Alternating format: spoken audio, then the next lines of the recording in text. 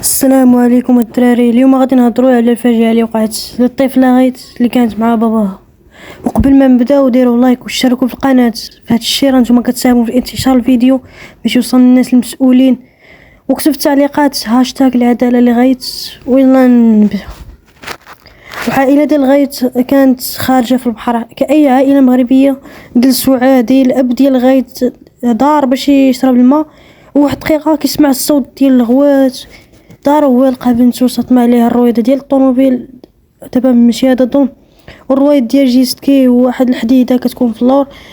واش عرفتي الشعور ديال انك تشوف بنتك كتصدم عليها الطوموبيل؟ راه ما سهلاش. المشكل كبير هو ان واحد من العائله صدم على غيت قال الاب عندنا الفلوس، زعما راه ما يقدر يدير والو، نقدروا نشريو البراءه ديال ولدنا بالفلوس. دابا هذا ما تشدوش تسلخمو حتى يطرطق ليه مصارنو. بالنسبه للبنت راه خرجوا واحد الاخبار كيقولوا باللي راه هي في السبيطار وجاها كسر في الجمجمه وشي اصابات. دعيو معها بالشفاء العاجل ان شاء الله.